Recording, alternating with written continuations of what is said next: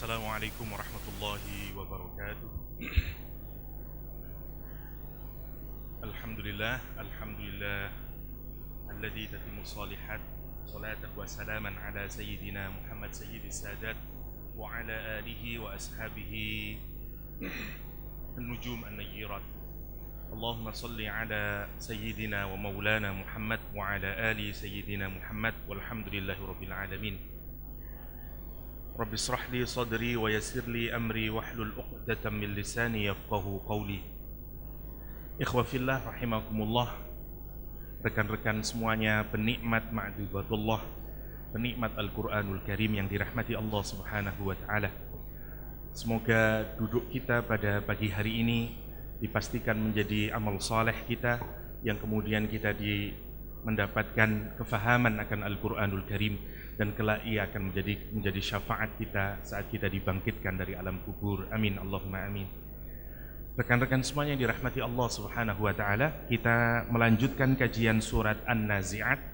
Hari ini kita mengawali dari ayat ke-15 ya. Secara singkat untuk mengingat tetapi tidak saya ulang, surat An-Nazi'at seperti sandwich. Kalau kita beli burger, lah bentuknya surat An-Nazi'at itu persis seperti burger. Jadi roti, daging, roti. An-Nazi'at yaumul qiyamah, isinya nanti di sandwich sama Allah. Jadi yang paling atas bicara tentang yaumul qiyamah, nanti bicara tentang juga yaumul qiyamah di akhir. Di tengah-tengah dikasih ceritanya Nabi Musa, ya, kisahnya Nabi Musa, tapi lebih tepatnya kisahnya Firaun yang sudah mendapatkan sekian banyak kemudahan sebenarnya untuk mendapatkan hidayah Allah Subhanahu wa taala, tapi menolaknya, dan kemudian Allah menyuruh kita berefleksi terhadap alam semesta ini, dan terakhir di sandwich lagi dengan yaumul qiyamah. Jadi yaumul qiyamah pesannya yang ada di tengah, yakni Firaun jangan sampai seperti Firaun terus disuruh merenungi reflection terhadap alam semesta ini, kemudian sandwich lagi dengan yaumul qiyamah. Yaumul qiyamah. Nah, kita ini sekarang di tengah-tengahnya ya. Kita akan memulai dari kisahnya Firaun yang dijelaskan oleh Allah Subhanahu wa taala secara sangat singkat di surat An-Nazi'at ini ya. Oke, saya tidak mengulang penjelasan ayat 1:14, tapi singkatnya kalau mau disingkat isinya berkenaan dengan yaumul qiyamah, dengan yaumul qiyamah. Oke, kita lanjutkan sekarang. Bismillahirrahmanirrahim. Hal ataka hadithu Musa. Hal ataka hadithu Musa idh nadahu rabbuhu bil wadil muqaddasi tuwa idhhab ila fir'auna innahu tagha. Hal ataka hadithu Musa.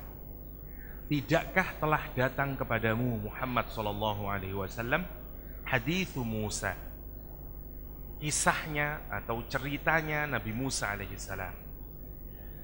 Di ayat yang awal mulai An-Nazi'at wan-nazi'ati gharqa wan-nasyitati nashta, sampai kemudian Allah menjelaskan skeptismenya orang-orang kafir Quraisy saat itu. Kata dia, masa sih kita akan dibangkitkan? Kalau itu benar-benar dibangkitkan pasti itu merupakan, kata dia, karratun khasyirah ila akhirih. Sampai Allah nanti menyatakan qulubu yauma idin wajifah. Kalau kita lihat ayat 1 sampai ayat ke-14 ya, Allah berbicara, audiennya adalah semuanya. Orang beriman, orang tidak beriman, terutama audiennya sebenarnya yang mau dibidik oleh ayat 1 sampai 14 adalah orang kafir Quraisy.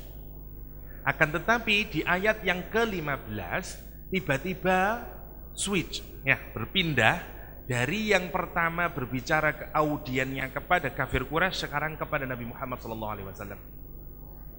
Kenapa? Karena seakan-akan Allah ingin menjelaskan, nanti dikomparkan agar audien yang lain, meskipun mereka masih mendengarkan, tetapi Allah berbicaranya langsung kepada Nabi Muhammad SAW. Wahal ataka, sekarang tidakkah telah datang kepadamu Muhammad? Seakan-akan sekarang Allah berbicara langsung kepada Nabi Muhammad SAW, dan orang-orang menyaksikan bahwa kalau tadi bicara tentang orang yang menolak yaumul qiyamah, orang yang tidak percaya akan ada kebangkitan dan segala macamnya, mereka sekarang disamakan posisinya dengan umatnya Nabi Musa alaihissalam. Atau persisnya dia akan disamakan dengan Firaun, Karena itu kisah ini bagi orang Quraisy saat itu seperti ancaman. Bagi orang-orang Quraisy. Kisah Nabi Musa alaihissalam di dalam Al-Quran banyak sekali kita temukan di banyak tempat ya. Di An-Naml, di Asy-Syu'ara, di Al-Qasas, di Thaha, di Al-A'raf, banyak kisahnya Nabi Musa ya, dengan berbagai variasinya. Tetapi dari berbagai kisah itu, kisah yang paling banyak memang misalnya ada pada surat Asy-Syu'ara, An-Naml, Al-Qasas, Thaha misalnya. Di tempat yang lain Allah mengutip sedikit-sedikit dari kisahnya Nabi Musa. Untuk apa? Untuk bukan mengajarkan kisah itu sendiri, tapi mengambil kisah itu mana yang bagian paling relevan dengan pesan yang mau disampaikan di ayat, misalnya nanti di surat An-Nazi'at ini. Karena itu saya tidak ingin nanti menceritakan secara detail kisahnya Nabi Musa, karena nanti bukan itu maunya surat An-Nazi'at. Jadi hanya mengingatkan kisah Nabi Musa agar ada korelasi yang sama nanti dengan apa yang dialami oleh orang-orang Quraisy, dan kemana sebenarnya nanti surat An-Nazi'at terutama di bagian akhir ingin membuat orang-orang Quraisy itu mengcompare dirinya, saya kalau enggak berbuat yang sama nanti nasib saya seperti Fir'aun, fa akhadallahu nakalal akhirati wal ula ya. Oke. Karena itu kita tidak akan cerita banyak tentang Fir'aun, kita mengikuti saja alurnya Al-Quranul Karim ya. Suatu saat kalau kita mau lebih detail tentang kisahnya Fir'aun yang direkam oleh Al-Quranul Karim, kita akan mengkajinya agak lebih detail ya. Oke, kita lanjutkan sekarang. Bismillahirrahmanirrahim. Wa hal ataka haditsu Musa. Kata, apakah telah datang kepadamu, atau bukankah telah datang kepadamu ya. Apakah telah datang kepadamu, kalimat yang dipakai untuk menggunakan kata datang, yang dipakai Al-Quran kata ata, bukan kata ja'a. Ada perbedaan antara ja'a dengan ata. Ata dipakai kalau untuk menunjukkan kedatangan sesuatu yang mudah, sementara ja'a dipakai untuk kedatangan sesuatu yang berat, yang susah, atau yang besar kedatangannya. Misalnya nanti kita temukan ketika Allah bicara tentang yaumul qiyamah, Allah tidak menggunakan ata.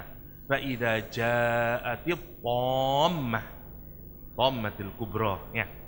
Kalimat yang dipakai ja'a. Untuk ayat ini Allah menggunakan kata ata. Karena kisahnya Fir'aun kalau mau dibandingkan dengan yaumul qiyamah masih lebih hebatan yaumul qiyamah, lebih beratan yaumul qiyamah. Dan itu Allah menggunakan ataka. Bukankah telah datang? Apakah telah datang kepadamu Muhammad? Pertanyaan saya, apakah sudah datang kisahnya Nabi Musa alaihissalam kepada Nabi Muhammad dengan di ayat-ayat yang lain? Sudah datang. Dan orang kafir sudah mendengarkan tentang kisahnya Nabi Musa alaihissalam. Ayat ini menjadi pengingat lagi, menjadi review lagi agar di-refresh ya. Oke. Haditsu Musa. Hadis adalah berita yang masih baru, berita yang breaking news. Kisahnya Nabi Musa adalah kisah yang sudah lama didengarkan oleh orang-orang Quraisy. Tetapi Al-Quran ingin menceritakan kembali kisahnya Nabi Musa, yang nanti ketika diceritakan lagi oleh Rasulullah SAW menjadi sesuatu yang sepertinya baru, meskipun kisahnya telah lama diketahui. Karena itu Allah menggunakan kata hadis. Hal ataka haditsu Musa. Apakah datang kepadamu berita atau cerita atau kisahnya Nabi Musa alaihissalam. Idh nadahu rabbuhu bil wadil muqaddasi tuwa. Idh nada, ketika Allah memanggil dengan keras ya, nada bahasa Jawanya bengok. Allah memanggil dengan keras kepada Nabi Musa alaihissalam. Siapa yang memanggil? Rabbuhu, Rabbnya Nabi Musa, bil wadil muqaddasi tuwa, di bukit yang suci yang bernama tua. Kata tua ada banyak ya. Satu maknanya dalam bahasa Ibrani, tua artinya ya rojul. Jadi hey man, tua ya. Nanti kalau sampean ketemu orang tua hey man. Jadi secara implisit tua itu artinya seakan-akan, katanya Imam Al-Harari, seakan-akan bilang, hai ya rojul idhab ila Fir'aun. Jadi ini memang satu tempat yang didesain oleh Allah SWT sebagai inaugurasinya Nabi Musa, diangkat sebagai Rasul dan sebagai persiapan untuk melawan Fir'aun. Seakan-akan gunung itu sudah memanggil Musa, ya rojul, ya Musa. Masya Allah ya, secara dalam bahasa Ibrani tua. Ada juga yang menafsiri tua tidak dengan seorang laki-laki, wahai laki-laki, tapi sebagai bukit yang suci yang burika marrotain, yang diberkahi 2 kali. Maksudnya keberkahannya berlipat-lipat. Jadi kalau ada satu tempat yang keberkahannya itu berlipat-lipat, namanya tua. Namanya tua. Beda banget dengan bahasa Indonesia ya. Tua beda banget. Pakai pok kalau ini ya. Dari tua. Ibnu Katsir memilih bahwa tua artinya adalah nama saja menurut Ibnu Katsir. Wa ismul wadi ala sahih. Pendapat yang lebih tepat menurut Ibnu Katsir adalah ismul wadi, nama sebuah bukit. Wallahu a'lam ya. Itu secara maknawi. Nah, Nabi Musa kisahnya bagaimana? Bagaimana dipanggilnya itu? Adanya di mana secara detail? Di surat Thaha. Ya. Nanti ketika Nabi Musa menjelaskan umkutu ila akhirih itu ya. Kita tidak menjelaskan itu, tapi Nabi Musa alaihissalam dipanggil oleh Allah Subhanahu wa taala dengan sangat keras ketika melihat api di atas. Nabi Musa kemudian naik ke atas gunung dan dipanggil ya Musa. Ya. Fakhla'na 'alaik innaka bil wadil muqaddas tuwa. Ya.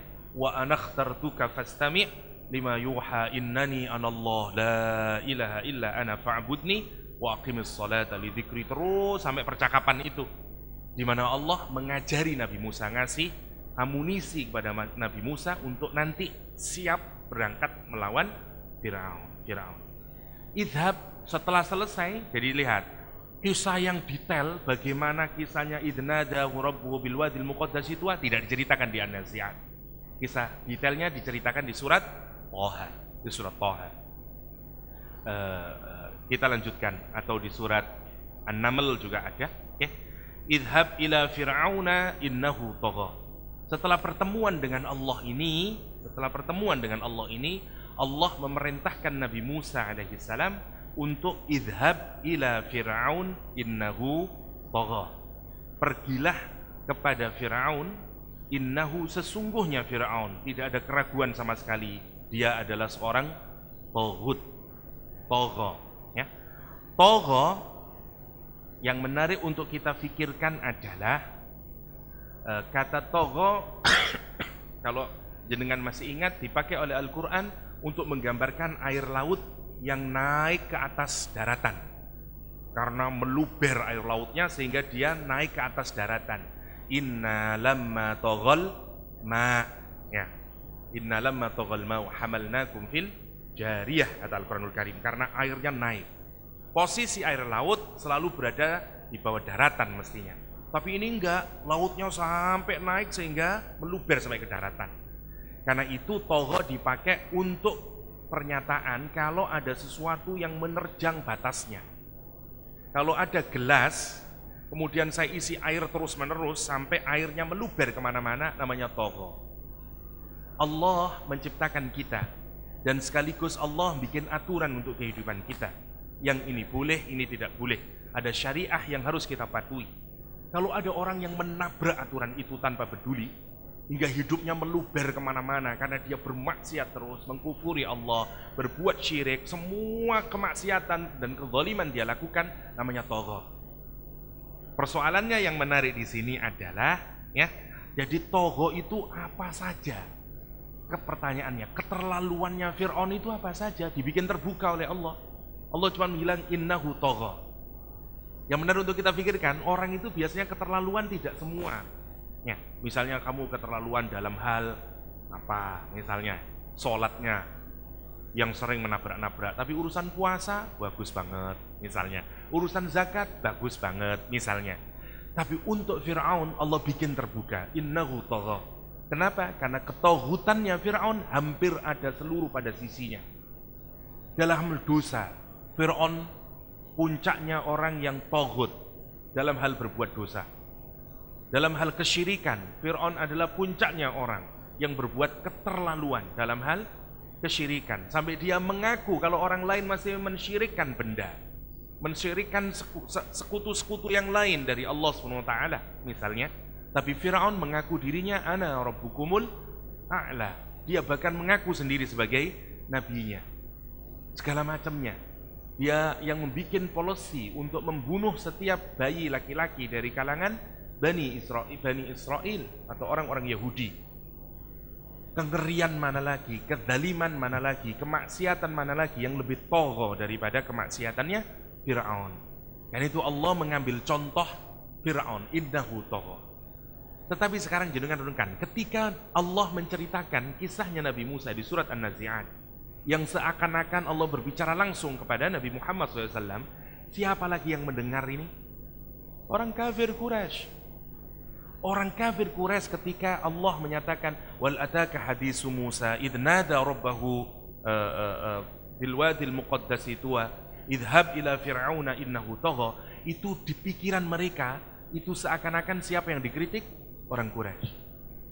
Orang Quraisy disamakan dengan Allah dalam hal nopone, dalam hal taghanya. Sekarang sudah ada Nabi Muhammad sebagaimana Musa yang diutus, idhab ila fir'aun. Bagi orang Quraisy sekarang Nabi Muhammad yang idhab ila Quraisy, kepada penduduk Arab Quraisy saat itu, yang mereka dianggap tagha. Karena memang kalau kita melihat apa yang dilakukan oleh orang-orang Quraisy, mereka berbuat tagha. Ya, dia membunuh anak perempuannya, dia berbuat zalim kepada orang lain, dia berbuat curang di dalam perdagangan, dia berbuat opres kepada semua orang-orang yang tidak mampu, kaum du'afa misalnya, dan segala macamnya. Jadi seakan-akan Allah mengkomparkan sekarang. Kalau tadi diingatin tentang kematian, Allah ngingatin dulu. Diingatin tentang kematian yang pasti, kemudian diingatin tentang yaumul kiamah yang juga pasti, tapi mereka tidak bergeming, masih skeptis. Ah iya dah, masa sih? Kalau benar memang terjadi, masa sih? Tidak percaya. Sekarang Allah ngasih contoh, oke, kalau kamu saya ingatin tentang kematian yang pasti, kalau kamu saya ingati dengan yaumul qiyamah yang pasti, yaumul ba'as yang pasti, masih tidak bergeming, Allah sekarang ngajarin melalui cerita. Yang diomongkan Quraisy, yang diomongkan Fir'aun, tapi yang mau dibidik oleh Al-Quranul Karim, mereka membuat komparasi terhadap dirinya sendiri. Bahwa kami ini seperti Fir'aun yang sekarang didatangi oleh Nabi Muhammad SAW. Idhab ila fir'auna innahu tagha. Fakul hallaka ila antazakka. Fakul hallaka ila antazakka. Mari kita lihat kalimat yang menarik. Fakul hallaka ila antazakka. Yang menarik, kalau kita sebagai pendakwah melihat ada orang yang sudah tagha, kira-kira layak didakwahi napa mboten? Ada orang sing sangat parah dalam melakukan kemaksiatan, sangat parah dalam melakukan kezaliman. Masihkah kita berharap ada kebaikan yang muncul dari orang itu? Kebanyakan orang tidak sabar. Bayangin, hatta masih 1/10-nya Fir'aun kita sudah give up. Percuma Ustadz, orang itu nggak bisa dinasihatin lagi Ustadz, misalnya. Ya, menarik Al-Quran menyatakan. Saya tanya sekarang, siapa yang menyuruh Nabi Musa alaihissalam untuk mengajak Fir'aun kembali kepada Allah SWT? Allah Subhanahu wa ta'ala. Sekarang bayangkan kasih sayangnya Allah Subhanahu wa ta'ala hatta kepada orang semodel Fir'aun yang kurang ajar, yang sudah menabrak semua limit, yang sudah menabrak semua aturan Allah Subhanahu wa ta'ala. Tetap Allah memanggil mesra Fir'aun untuk apa? Untuk kembali kepada Allah.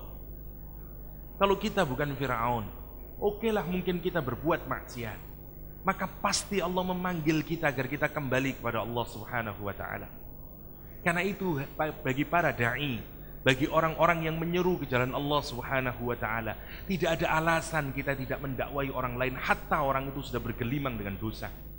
Karena Allah memberikan contoh bahkan yang lebih tandas, hatta sejelek Fir'aun saja Nabi Musa masih disuruh mendatanginya. Kita mungkin adalah percuma Ustaz, Fir'aun tidak bisa lagi didakwai. Masya Allah. Dan bahkan lihat, nanti Al-Quran menyuruh Nabi Musa alaihissalam mendatangi Fir'aun. Dan dengan apa dia disuruh? Dengan mengucapkan, dengan mendakwai dia dengan ucapan yang lembut. Idhaba, ya, disuruh mereka berdua ke Fir'aun, faqula lahu qawlan layyina. Datangi keduanya dengan kalimat yang layyin, dengan kalimat yang halus, dengan kalimat yang baik. Siapa tahu Fir'aun itu nanti la'allahu yazakka. Siapa tahu dia nanti akan mau membersihkan dirinya, mau bertaubat pada Allah Subhanahu wa taala. Subhanallah kalau kita pikirkannya. Karena itu kita tidak boleh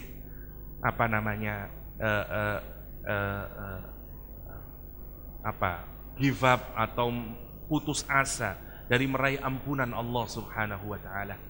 Hatta seorang Fir'aun Allah masih mau mengguyur rahmatnya, ya. Sehingga disuruh Nabi Musa, idhab ila fir'auna innahu tagha. Fakul, katakanlah, kata Nabi Allah Subhanahu wa taala, hallaka ila an tazakka. Hallaka, ada banyak cara memaknai kata hallaka. Ibnu Katsir memilih makna hallaka an tujiba ila tariqatin wa maslakin tazakka bih. Kata Ibnu Katsir maknanya faqul hallaka, katakanlah hallaka, maksudnya apakah engkau akan mengijabahi, menerima, mengafirmasi, ya, jalan atau tariqah yang akan mengantarkanmu untuk mensucikan dirimu? Yang pertama. Yang kedua, hallaka itu difahami sebagai apakah kamu punya keinginan, ya. Misalnya, apakah kamu, fa-nya ini, fakul, fa-nya namanya fa sababiyah atau fa takkid. Maka akibat dari Nabi Musa itu datang ke Fir'aun, fakul, sebab itu katakanlah, ya, atau takkid, seperti dua kejadian yang berhubungan satu sama lain, ya. Setelah idhab ila fir'auna innahu tagha, fakul, maka katakanlah Muhammad, katakanlah Nabi Musa, hallaka ila antazakka, hallaka ila antazakka. Kita lihat yang pertama, selain makna hallaka ila antazakka, makna yang lain adalah apakah kamu masih punya keinginan, apakah kamu punya desire, punya keinginan untuk mentaati Allah Subhanahu wa taala, untuk keinginan mensucikan dirimu? Apakah kamu punya inklinasi, punya kecenderungan? Namanya hallaka. Hallaka. Oke. Hallaka ila antazakka. Perhatikan kata tazakka, menarik untuk direnungi. Kata tazakka asalnya sebenarnya taknya dua, tatazakka. Ya. Sebagaimana tadadabbur, yatadabbaru, ada yadabbaru. Awal kalimatnya itu taknya dua. Allah hilangkan satu menjadi faqul hallaka ila antazakka, ya. Jadi ada kalimatnya tazakka, bukan tatazakka. Apa bedanya tazakka sama tatazakka? Bedanya adalah kalau tata zakka itu orang mau mensucikan sungguh-sungguh. Seluruh aspek dari kejelekan dirinya itu mau dibersihin. Mau tazkiyatun nufus secara total, namanya tata zakka. Tapi kalau orang ini hanya mau sedikit saja, tidak secara utuh dia mau membersihkan dirinya, namanya tazakka. Allah menyuruh kepada Nabi Musa alaihissalam untuk mendatangi Fir'aun dan menawarkan pada Fir'aun itu, Fir'aun, apakah kamu masih punya keinginan, punya inklinasi, ya? Apakah kamu punya kesadaran untuk membersihkan dirimu hatta meskipun sedikit saja? Tawarannya itu gitu. Ya, tawarannya bukan semuanya. Oke lah, kamu memang amat sangat jahat. Kamu memang seorang togho. Tapi tidakkah engkau punya keinginan? Tidakkah engkau punya kecenderungan? Tidakkah engkau mau mengijabahi dan mengambil jalan untuk mensucikan dirimu hatta sekecil mungkin? Itu kalimat yang bisa kita maknai dari kata tazakka. Apa yang misalnya ini untuk menujuin apa? Masya Allahnya Nabi Musa alaihissalam. Dia berharap, katakanlah disuruh oleh Allah SWT, Nabi Musa, Fir'aun itu agar bertaubat kepada Allah hatta meskipun sedikit. Hatta meskipun sedikit. Tapi apa jawabannya? Belum selesai. Nabi Musa kemudian menyatakan wa ahdiyaka ila rabbika fatakhsha. Dan kalau engkau mau, ya, kalau engkau mau untuk melakukan tazkiyatan nufus, apa yang dilakukan oleh Nabi Musa, wa ahdiyaka ila rabbika fatakhsha, maka aku akan tunjuki engkau kepada Rabbmu fatakhsha, karena itu kemudian engkau menjadi takut kepada Allah Subhanahu wa taala. Wa ahdiyaka ila rabbika. Kalimat yang menarik, ya. Tugas seorang nabi, dan nanti ini tugas siapapun saja yang mengikuti jalan Nabi, adalah sekedar wa ahdiyaka ila rabbika. Ada dua kata di dalam Al-Quranul Karim yang berhubungan dengan hidayah, ya. Ihdinas siratal mustaqim tanpa kata ila, sama ada ihdina ila siratikal mustaqim misalnya. Apa bedanya? Kalau pakai ila, ya, kalau pakai ila itu kita hanya menunjukkan saja. Artinya kita hanya memberikan pengetahuan, kita hanya mengajar, kita hanya memberitahu, namanya ihdina ila. Oke? Manusia sehebat apapun, hatta sekualitas nabi, yang bisa dilakukan dalam urusan hidayah adalah memberitahu. Kita tidak bisa merubah hatinya orang.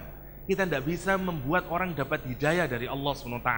Hatta Nabi Musa alaihissalam, hatta Rasulullah SAW. Karena itu di dalam Al-Quran dilukiskan tugas Nabi itu hanya ahdiyaka ila rabbi, ila rabbika, wa ahdiyaka ila rabbika. Itu saja tujuannya. Jadi karena urusan hidayah, siapa yang bisa merubah hatinya orang? Siapa yang bisa membuat orang mendapatkan hidayah? Allah Subhanahu wa taala. Karena itu kalau kita berdoa kepada Allah di dalam salat 5 waktu, di dalam Al-Fatihah kita membuang kata ilahnya.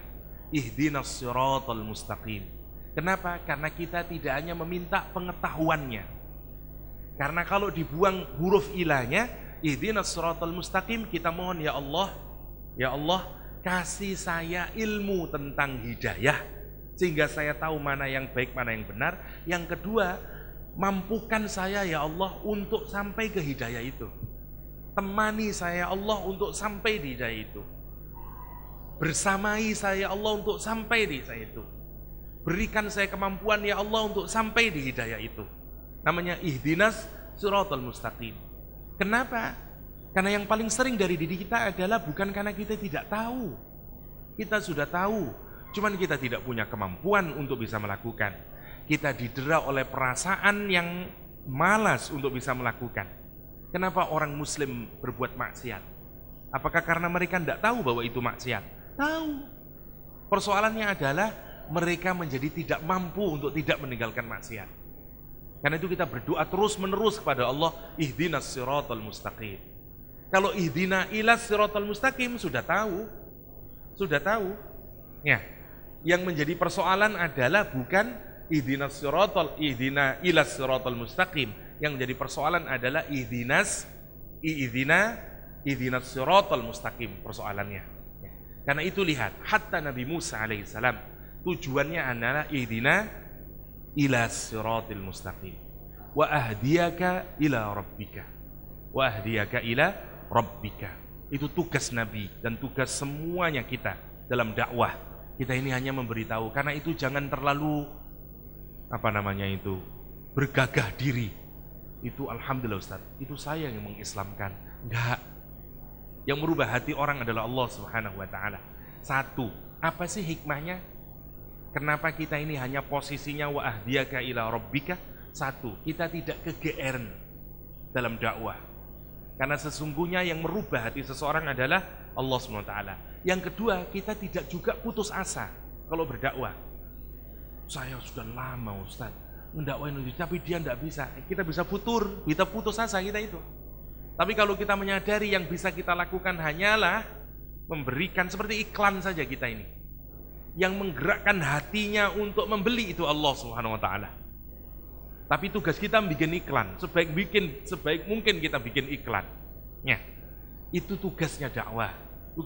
Hatta tugasnya seorang nabi, hatta Rasulullah sallallahu alaihi wasallam. Ya. Innaka lan tahdi man ahbabta. Ya, walakinallah yahdi ya may yasha. Enggak bisa, hatta Rasulullah sallallahu alaihi wasallam enggak bisa memastikan pamannya untuk masuk Islam. Karena urusan hati, urusan Allah yang akan membolak-balik hati. Karena itu kita selalu berdoa, ya muqallibal qulub, tsabbit qalbi ala dini. Karena Allah pemilik hati kita. Itu yang pelajarannya. Lah, akibatnya fatakhsha. Kalau Nabi Musa mau menerima ilmu, mau menerima pemberitahuan, mau menerima ilmu berupa hidayah, mana jalan yang baik, akibatnya apa? Fatakhsha. Maka muncul khosyah, muncul rasa takut. Karena itu kata Syaikh Sya'rawi kalau saya tidak keliru, khosyah itu muncul setelah ma'rifah, setelah kita punya ilmu. Karena itu ilmu harus melahirkan khosyah. Karena persis macam ini, wa ahdiyaka ila rabbika fatakhsha. Ilmu harus melahirkan khosyah, rasa takut kepada Allah Subhanahu wa taala. Orang harus makin takut, makin tawaddu. Semakin banyak ilmunya. Meskipun levelnya beda-beda. Nabi Musa alaihissalam suatu saat khatiban ala Bani Israel. Dia berkhutbah kepada Bani Israel begini. Ada orang yang bertanya, semua Bani Israel itu muridnya Nabi Musa alaihissalam. Dan Nabi Musa adalah nabinya Bani Israel. Ya. Nabi Musa berkhutbah, semua mengagumkan khutbahnya Nabi Musa. Ada orang bertanya, kata orang itu, man a'lam, siapa yang lebih tahu? Adakah orang yang lebih tahu dari engkau? Siapa orang yang paling pintar dibanding engkau? Ada ndak orang yang lebih pintar dari engkau? Nabi Musa menyatakan, nggak ada, ana a'lam. Saya yang lebih tahu.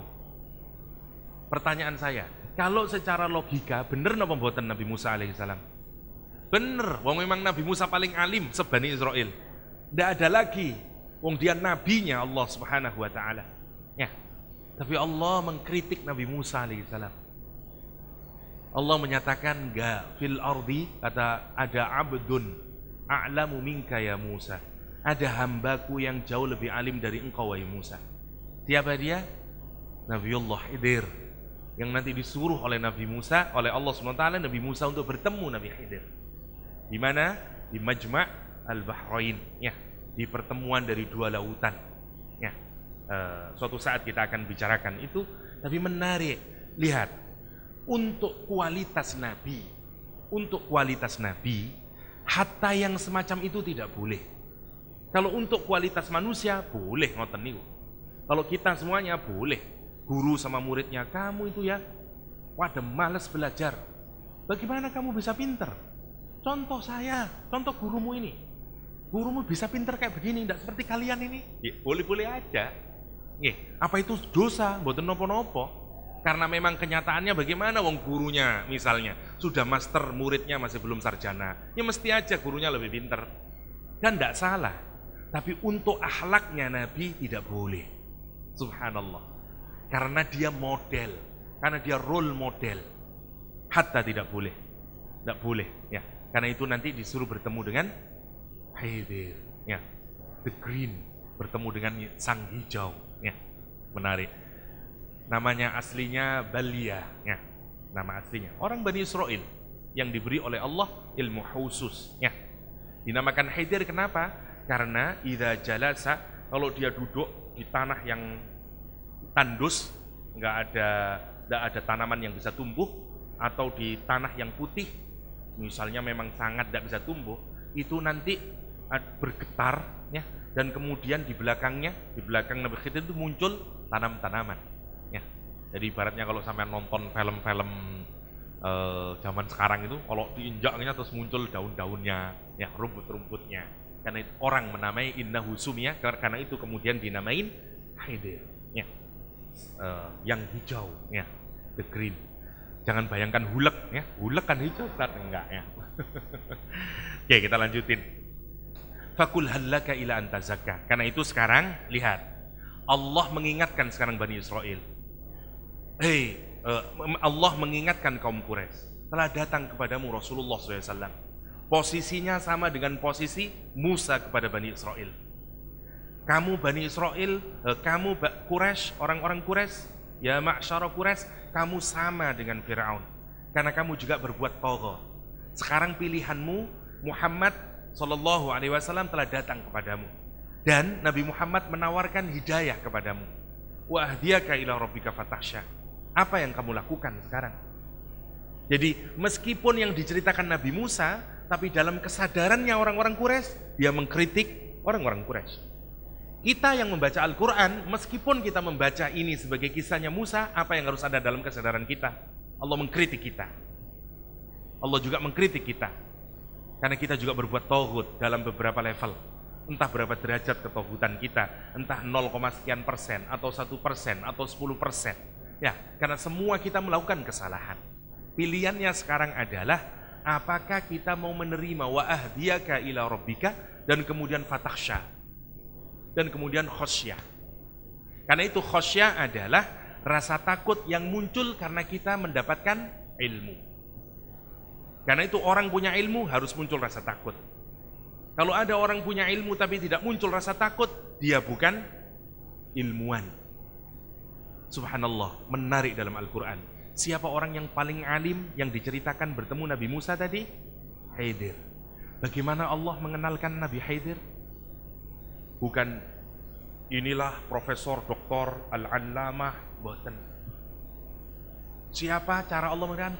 Fawajada abdan min ibadina. Allah mengenalkan Nabi Khidir dengan apa? Inilah budak dari budak-budakku. Inilah hamba dari hamba-hambaku. Inilah kawulo dari kawulo-kawulone Gusti Allah Subhanahu wa taala. Karena itu sebenarnya pangkat tertinggi di hadapan Allah Subhanahu wa taala adalah menjadi siapa? Abdullah, menjadi amatullah. Kalau ada orang yang alim tapi tidak tumbuh ubudiyahnya, kalau ada orang yang makin banyak ilmunya tapi tidak tumbuh, makin alim dia, makin tidak tambah ibadahnya, sesungguhnya dia tidak benar. Kenapa? Karena orang yang paling alim digambarkan di dalam Al-Quran, cara Allah mengenalkan dengan apa? Abdan min ibadina. Subhanallah. Nabi Musa alaihissalam, orang yang sangat alim, yang sangat dekat kepada Allah, yang bahkan bercakap-cakap dengan Allah Subhanahu wa taala. Tidak di universitas, bahkan Allah diangkat ya tempatnya, diletakin di atas gunung bil wadil muqaddas itu. Bahkan ada yang lebih hebat lagi dari Nabi Musa. Allah mengajak bertemu tidak di atas gunung, tapi sampai tembus ke langit yang ketujuh. Sampai melebihinya, hatta Jibril tidak sampai. Nabi Muhammad SAW sampai ke Sidratul Muntaha dan bercakap-cakap dengan Allah Subhanahu wa taala. Tidak ada makhluk yang bisa sampai ke makom yang paling tertinggi itu.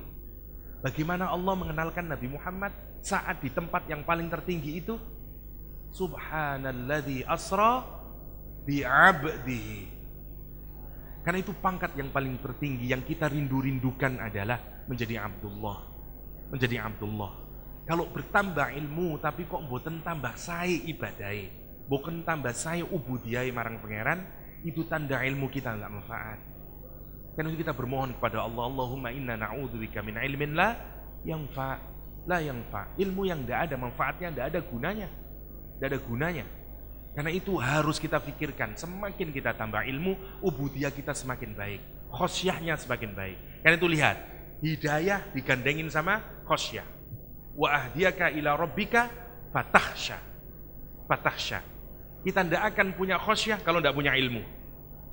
Jangan juga keliru, kalau gitu yang penting ibadah Ustaz ya. tidak penting ilmu. Berbeda ibadah yang tidak diawali dengan ilmu dengan ibadah yang diawali dengan ilmu. Yang kita butuhkan adalah ilmu dan ibadah terus menerus. Ya, itu ila rabbika fatakhsha fa'arahul ayatal kubra. Sudah sekarang dinasihati, diterima nasihatnya? Enggak diterima oleh Firaun. Saya tidak menjelaskan secara detailnya bagaimananya, tapi silakan nanti simak di surat Asy-Syu'ara bagaimana diskusinya Nabi Musa, ya, yang bahkan kalah total Firaun, tapi tetap aja ngeyel. Sudah sekarang semua logika dipakai, nggak bisa. Sekarang Allah menyatakan fa'arahul ayatal kubra. Kalau orang itu sudah mentok, ya, diajak berpikir pakai otaknya nggak bisa, diajak pakai perasaannya nggak bisa, dipakai suruh mikir alam semesta tetap nggak bisa. Yang terakhir mukjizatnya, maka didatangkan mukjizat. Jadi mukjizat itu untuk siapa? Untuk yang paling lemah. Kenapa? Karena mukjizat itu terutama sesuatu yang bisa dilihat, yang mengagumkan. Orang itu kalau imannya baik sebenarnya tidak butuh mukjizat. Ya, sudah tidak butuh mukjizat dia. Hanya untuk berpikir di hatinya dikenai sudah iman dia, sudah iman. Tapi orang itu kalau kebangetan harus pakai mukjizat. Kalau sudah karena mukjizat itu paling pol sudah. Tapi kalau sudah dikasih mukjizat kok masih belum menerima, dihabisin. Rumusnya begitu. Kalau sudah mukjizat datang, kok masih belum iman, ya tinggal tunggu masanya aja udah hancur nanti. Dan itu yang nah sekarang lihat, fa'arahul ayatal kubra. Maka apa yang dilakukan oleh Nabi Musa, fa'arahul ayatal kubra, maka Nabi Musa memperlihatkan ayatul kubra, tanda mukjizat dari Allah SWT yang paling besar. Ada sekian banyak mukjizatnya Nabi Musa, ya, ada kata, ada darah, ada macam-macam itu. Tapi nanti ada putihnya, tangannya kemudian keluarin jadi putih, ya. Tapi yang paling besar apa? Tongkatnya Nabi Musa. Ya. Itu yang diperlihatkan. Fa'arahul ayatal kubra wa alqi'asak, sama. Begitu kalah debat marah Firaun. Singkatnya, ya, saya tidak menjelaskan secara detail. Dipanggil, akhirnya Nabi Musa, kalau kamu tidak terus, Nabi Musa menyatakan, oke, kalau you mau bunuh saya, bagaimana kalau misalnya kamu bisa menunjukkan bahwa kamu itu benar-benar Tuhan, kita perang tanding deh. Diterima tawarannya, diumumkan ke seluruh penjuru, semua orang harus hadir, ya. Kemudian ditunjukin fa'arahul ayatal kubra, dilempar nanti tali temalinya para dukun itu dan berubah semuanya menjadi ular. Nabi Musa sebenarnya juga ada rasa takutnya, tapi takut yang wajar, takut karena kita melihat sesuatu yang sifatnya fisikal, ya. Fa'aujasa, ya, kata Allah, minhum khifah, ada khifahnya, ada khaufnya dalam hatinya Nabi Musa. Allah yang menguatkan, lempar saja, ya, suruh lempar, wa alqi 'asah, disuruh ngelempar, jadi hayyatun tas'a, ya, jadi ular yang sangat besar yang mengatakan. Sekarang siapa yang ketakutan? Nanti Allah menggambarkan, tidak hanya masyarakat yang takut, termasuk Firaun juga ketakutan, ya. Tukang sihir tidak ketakutan. Kenapa tukang sihir kok tidak takut? Karena tukang sihir menjadi sadar. Karena siapa yang tahu hakikat sihir? Ya tukang sihir. Maka begitu tongkat itu dilempar dan menjadi ular, tukang sihir menyatakan ini bukan sihir, ini beneran. Fa'ulqiyas saharatu sajidin. Tiba-tiba nggak bisa lagi berdiri tukang sihirnya. Karena apa? Karena dia dipengaruhi oleh kelihatannya itu dan kesadarannya menjadi sadar ini bukan sihir, ini adalah mukjizat dari Allah SWT. Langsung dia sujud, drop dia, langsung sujud. Dan dia masuk Islam. Fir'aun marah-marah dan bilang, kamu masuk Islam, iman sama Nabi Musa sebelum aku izini? Kata dia, kalau kamu terusin tak cincang kamu, tak potong tangan kananmu, kaki kirimu, tak potong tangan kananmu, tangan kirimu, kaki kananmu, tak silang. Dan kemudian wala usallibannakum fi judu'in nakhl, dan kamu akan aku petenteng, ya, disalib. Masya Allah, karena Fir'aun punya autad, punya autad, punya tempat penyalipan di tempat yang umum, disalib. Kalau orang menentang negara Fir'aun zaman itu, maka dimutilasi dia, dipotong secara menyilang, ini dipotong, kakinya dipotong, ini dipotong, kakinya dipotong, diletakin di tempat umum, di petenteng ngeten. Karena untuk menjadi, biar semua orang tahu dan ketakutan. Apa kata dia? Iqdi ma anta qad, do as you wish. Lakuin aja kalau kamu mau. Innama taqdi hadil hayatud dunya. Apa yang kamu lakukan ini, hukuman ini hanya ada di dunia kok. Saya lebih takut hukuman di akhirat. Kata siapa itu? Tukang sihir. Jadi siapa yang masuk Islam duluan? Tukang sihir, orang yang paling buruk sebenarnya. Fir'aun gak masuk Islam, penduduknya masih bingung. Justru yang pertama kali menerima hidayah adalah tukang sihir. Lah, sekarang sudah ditunjukin fa'arahul ayatal kubra. Lihat, ceritanya tentang siapa?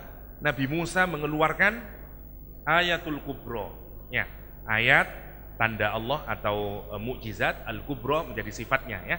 Kabir atau akbar. Kalau perempuan kubra, ya. Istighosah kubra, khotijah kubra. Kalau laki-laki baru akbar, ya. Pengajian akbar katanya gitu. Karena asumsinya pengajian laki-laki, ya. Kalau pengajiani kubro, katanya ya. Oke, kita lanjutin. Guyon niku. Sekarang ketika ayat ini turun, memang berbicara tentang siapa? Musa dan Fir'aun. Tapi bagi telinganya orang kafir Quraisy, apa yang dimaksud dengan ayatul kubro? Mukjizat terbesarnya Nabi Muhammad SAW. Apa itu? Al-Quranul Karim. Seakan Allah menyatakan, hei orang kafir Quraisy, kamu telah berbuat togo, dan aku telah mengutus Muhammad SAW untuk datang memperingatkanmu. Dia sudah wa ahdiyaka ila rabbika fatahsya. Dan karena kamu begitu ngeyelnya, Nabi Muhammad juga sudah tunjukin fa'arahul ayatal kubra. Sudah ditunjukin Al-Quranul Karim. Sekarang dia ngomperin, gimana ya nasibnya Musa? Dan nanti dia mikirin, kalau saya melakukan hal yang sama, nasib saya juga akan sama seperti Musa. Itu bagi telinganya sinten? Kaum kafir Quraisy. Bagi telinga kita, napa sakniki berarti renungannya? Sama. Bukankah Al-Quran telah sampai ke kita? Bukankah mukjizat ini sudah ada di depan kita? Kalau kita masih terusin berbuat togo, kalau kita masih terusin menabrak aturan Allah Subhanahu wa Ta'ala, ingat-ingat, rumusnya sama. Fa'akhadahullahu nakalal akhirati wal ula. Nanti, oke? Kita lanjutkan dulu. Fakadzdzaba wa 'asa. Begitu sudah dilihatkan ayatnya, apakah beriman Fir'aun? Mboten. Fakadzdzaba. Tapi justru dia mendustakan. Enggak percaya, malah mendustakan dia. Kadzdzabanya dikasih tasdid. Bukan mendustakan sekali, tapi mendustakan berkali-kali. Ya, ciri orang kalau dusta berkali-kali sebenarnya dia mengakui, hanya terus dia keep lying. Jare sampean yang anu ya wingi ke Sidoarjo enggak loh, tapi aku kok ketok ono koyok mobil sampean. Enggak, waktu itu aku yang anu kok. Loh, tapi terus dia keep lying. Tanda orang bohong adalah kalau dia terus keep lying. Al-Quran menyatakan wa kadzdzaba. Dia terus berdusta, terus berdusta. Tidak cukup berdusta apa? Wa kadzdzaba wa 'asa. 'Asa atau maksiat, satu akar kata, isyan atau maksiat. Kalau kita tahu sesuatu yang baik, tapi kita melanggarnya, namanya maksiat. Saya tanya, bukankah Nabi Musa telah memberitahu Fir'aun mana yang baik, mana yang buruk? Ya. Bukankah Nabi Musa telah menunjukkan ayatul kubro kepada Fir'aun? Iya. Kenapa dia kok dusta? Padahal dia sudah mengetahui, itulah yang disebut dengan 'asa. Karena itu kalau dosa dilakukan terus-menerus menjadi asoi, ya. Asoi geboy, ya. Enggak, ini waktu-waktu bukannya, ya. Tapi menarik untuk dipikirkan, ya. Asa adalah orang yang berbuat maksiat padahal dia sudah tahu itu salah. Namanya asa. Pelakunya disebut dengan asi. Seperti renggang di masjid-masjid Nahdlatul Ulama, ya. Ya napa? atakal asi, ya apa? Abdukal asi ataka muqirram bidzunub, ya. Wirita apa? Pujian-pujian sebelum sholat, ya. Ada kalimat abdukal asi, hambamu yang penuh maksiat.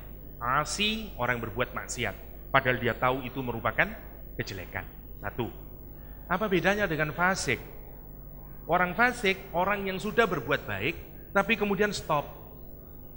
Dia tinggalin ganti maksiat. Namanya fasik. Orang fasik. Ya. Orang fajir lebih parah lagi. Orang fajir orang yang berbuat maksiat secara terbuka dan dia senang berbuat maksiatnya itu. Namanya fajir. Ngombe-ngombean seneng, malah di perapatan ngombe. Wah, gagah. Namanya fajir. Lek maksiat enggak. Maksiat enggak seperti itu. Orang maksiat malu-malu, sembunyi dari orang. Tapi karena apa? Karena dia tahu itu salah. Tapi dia tetap lakuin. Kayak apa? Kayak orang pacaran. Tapi sekarang pacaran udah macam-macam. Ono sing asi, ono sing fajir. Ini boten. Di Malang ada, di depan pasar itu ada taman dibikin oleh Pemda. Dikasih joglo-joglo gini. Depan pasar ramai orang. Tapi menarik, menjelang sore gitu, gubuk ini ada 4 pojoknya, kayak Ka'bah ada rukun-rukunnya, ya, pojok-pojokannya. Tapi menarik, nanti menjelang sore gitu, ini semuanya pasang-pasangan ini. Laki perempuan, laki perempuan, laki perempuan, pacaran semuanya, setiap pojokannya. Lah itu bukan asi lagi, fajir, karena terbuka sudah. Dan tidak malu-malu, Ya. Fajir, karena seperti fajar. Apa sifatnya fajar itu? Membelah kegelapan. Cahaya yang menerobos kegelapan namanya fajar. Pertama kali ada cahaya yang menerobos kegelapan, itulah namanya fajar. Orang yang menabrak kegelapan, sekarang ini ibaratnya sudah ada talinya, ada batasannya, dia tabrak. Sehingga kemudian kelihatan, seperti cahaya yang menabrak kegelapan. Kelihatan, kebuka kemudian. Gitu betul. Orang bisa melihat, karena itu disebut dengan fajir. Kalau fajirnya keterlaluan, bukan lagi fajir, fajarah. Ulaika humul kafaratul fajarah. Itu yang super parah, sudah super parah. Allah menyatakan fakadzdzaba wa 'asha. Fir'aun sudah dikasih tahu, sekarang sudah selesai. Allah itu kalau mau menghukum seseorang, semua keadilannya sudah berjalan.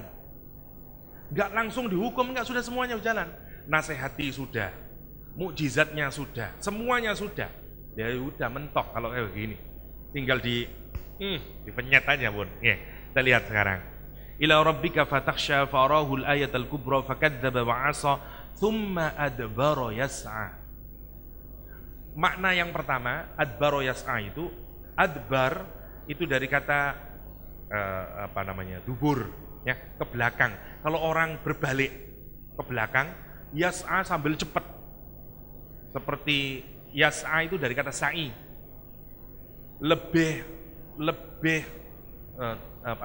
Tidak secepat lari tapi tidak selambat berjalan. Nah, itu namanya sa'i.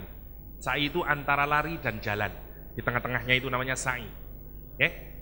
Gambaran yang pertama adalah begitu ularnya Nabi Musa ini gini-gini, semua orang ketakutan. Ibaratnya ada yang naik ke meja, termasuk Fir'aun. Itu makna yang pertama. Tsumma adbara yas'a. Yang kedua, adbara itu menguh, bahasa Jawanya. Bahasa kita berpaling. Adbar. Berpaling tapi untuk mikir lagi, untuk melawan. Adbar. Yas'a secara cepat, bukan berpaling kalem-kaleman, ya. Itu namanya summa adbara yas'a. Berpaling selaya berusaha menentang lagi gini. Orang itu kalau mau bikin planning untuk mengattack lagi, polanya ada 2. Satu namanya tadbir, yang kedua namanya idbar. Wazannya adbara sama dabbara. Nah, kalau tadbir itu butuh pemikiran yang lama. Misalnya sampean mau nyerang siapa, dipikir lama. dipikir nanti dari begini A, B, C, D dan segala macamnya. Ya.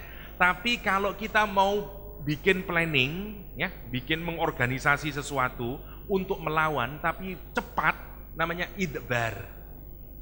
Ayat ini menunjukkan planningnya Fir'aun cepat. Kenapa? Karena dia udah emosi. Begitu kelihat itu tukang sihirnya sudah mulai beriman dan dia bingung gimana caranya lagi ini. Summa adbara yas'a. Dia berpaling untuk berpikir sejenak tapi langsung ngambil keputusan untuk tetap apa? Tetap mengkufuri Allah Subhanahu wa taala. Tetap mengkufuri Allah Subhanahu wa taala dan melawan Musa alaihissalam. Summa adbara yas'a.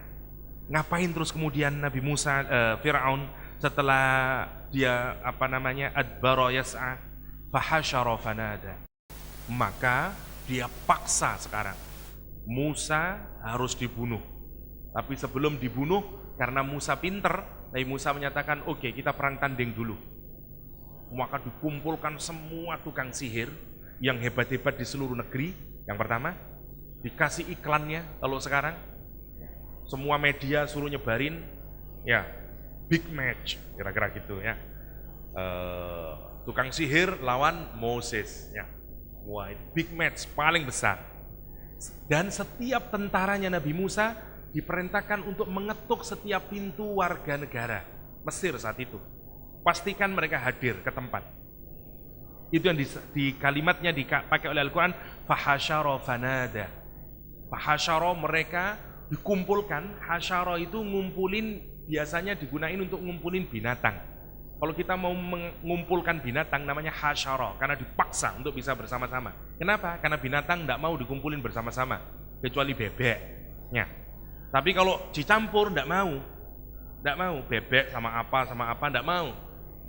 Karena binatang itu maunya cuma satu kelompok, beda dengan manusia. Ya. Karena itu dipaksa, namanya hasyara. Karena itu nanti tempat semuanya berkumpul namanya mahsyar. Ya. Fahasyara, dikumpulkan bersama-sama, fahasyara fanada. Dan dipanggil, diseru kaumnya itu. Harus semuanya datang. Fahasyara fanada. Untuk memastikan apa?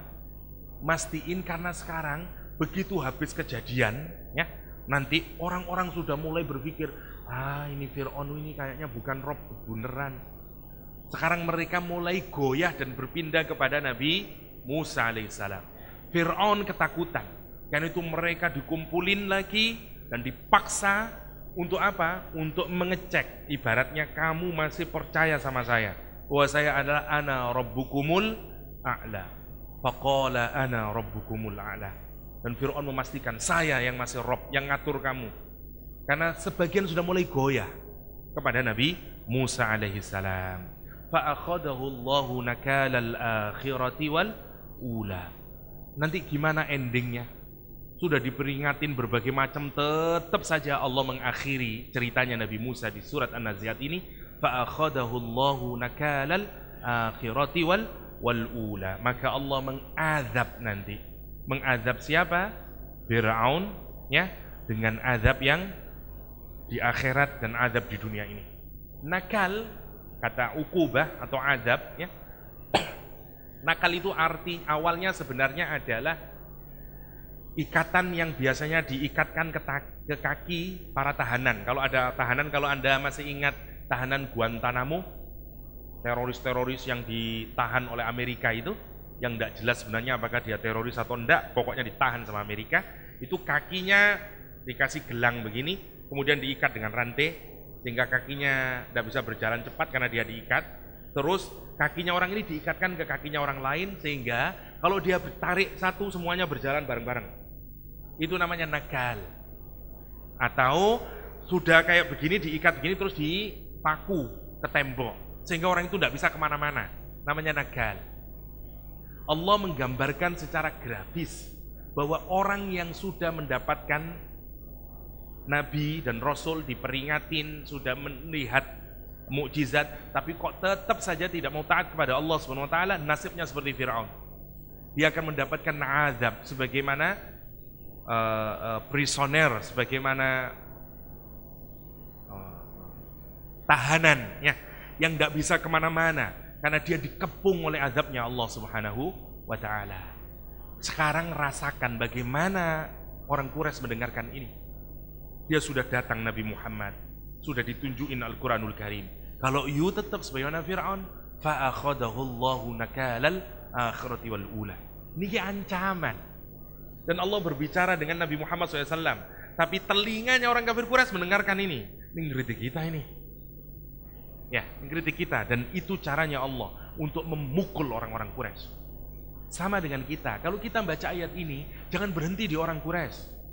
Karena kita juga bisa menjadi orang Quraisy. Kalau kita tidak mengindahkan aturan Allah Subhanahu wa taala, padahal Al-Qur'an jelas-jelas sudah ada di depan kita.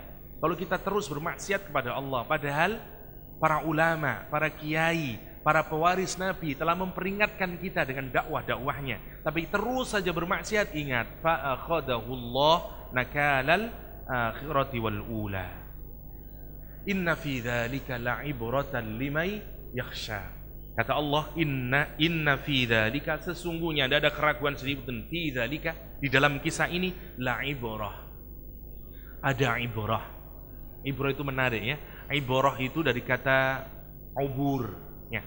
Kalau orang berenang ya, dari satu tempat menyeberang ya, orang menyeberang dari A ke B namanya abur. Kalau orang menyeberang, maksudnya kita mengambil ibrah itu harus seperti kita menyeberang. Dari kisah ini kita nyeberang untuk menemukan makna hakikinya.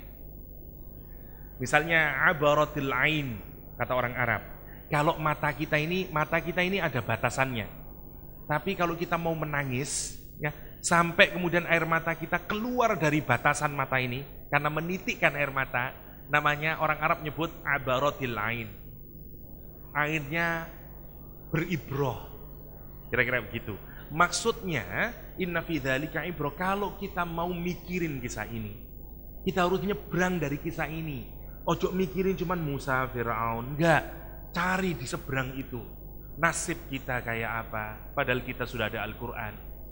Apa yang gitu? Kalau itu maka nanti apa efeknya? Insya Allah akan ada air mata yang menetes dari mata kita. Itu yang dimaksud Al-Qur'an, inna fi dzalika la'ibratan.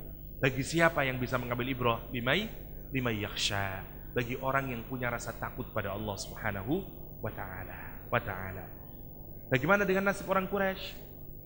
Kebanyakan mereka tetap saja mereka berperilaku sebagaimana orang-orang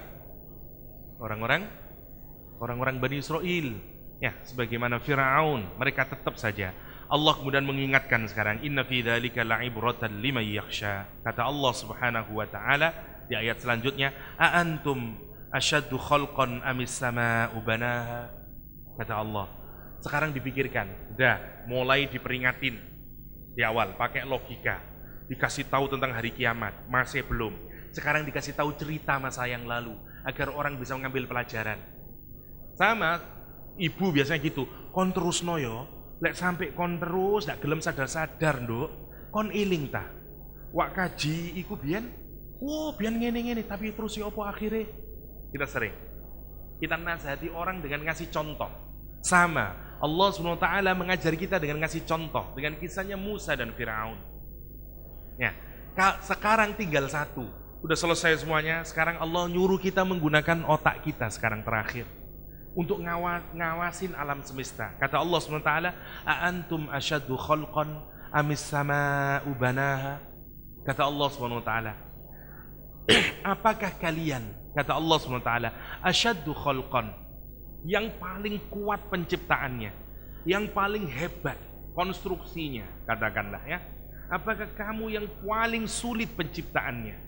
Antum asyaddu khalqan amis samaa'u banaha. Apakah langit? Mana yang lebih hebat? Mana yang lebih rumit? Mana yang lebih kokoh? Kamu atau langit? Untuk nunjukin kamu itu kalau masih terus saja gumede, masih terus saja menentang Allah, siapa kamu? Kata Allah SWT, apakah kamu lebih kuat dari langit? Apakah badanmu lebih hebat dari langit? Hatta yang jauh lebih hebat dari kamu, matahari, gunung, bulan, Pluto, alam semesta ini semua taat kepada Allah SWT. Bagaimana kamu yang ringkih, yang hanya berasal dari mimma immahin, kok bisa menjadi khosimum mubin, penentang Allah yang sangat nyata. Subhanallah. Karena itu Allah mengingatkan kita, untuk orang yang mau berpikir setelah ayat ini dia menangis. Aantum asyaddu khalqan amis sama. Bagaimana Allah banaha, Allah nyiptain langit. Sesekali lihatlah langit, janganlah merasa dirinya kerdil. Lihat langit yang sebegitu, Masya Allah, Allahu Akbar. Dan terus mikir, semua langit itu taat pada Allah. Tidak ada matahari telat mengitari, tidak ada bumi telat, tidak ada, semua benda di langit, semua taat dengan aturan Allah. Tidak ditambahi, tidak dikurangi, sesuai dengan aturannya. Sementara manusia yang ringkih ini selalu nabrak aturannya, yang disebut tagha oleh Al-Quranul Karim. Karena itu Allah ibaratnya itu memukul kita dengan kalimat ini. Aantum asyaddu khalqan amis sama'u banaha rafa'a samkaha fasawwaha, kata Allah. Aku tinggikan langit, Allah tunjukin kekuasaannya sekarang.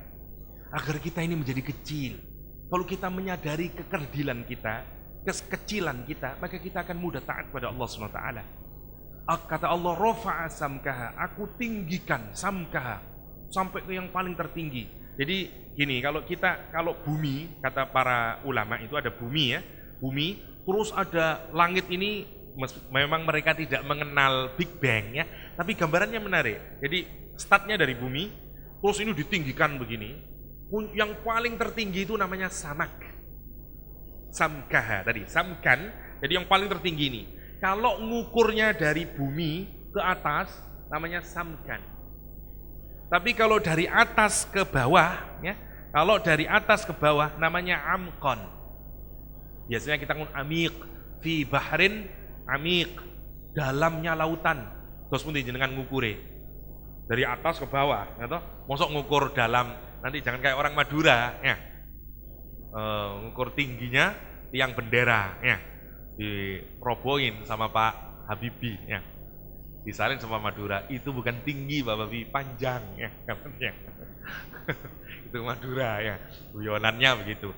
Nah, orang Arab itu kalau ngukur atas ke bawah namanya amik, ya, amqon. Tapi kalau dari bawah ke atas ngukurnya samkan namanya. Allah menyatakan rafa'a samkaha. Allah meninggikan langit ini, alam semesta ini, terus sampai ke paling tinggi. Sampai sekarang berapa? Wallahu a'lam. Katanya umur bumi kita ini, saya kok lupa ya berapa ya, 1,2 apa 2, sekian billion tahun cahaya.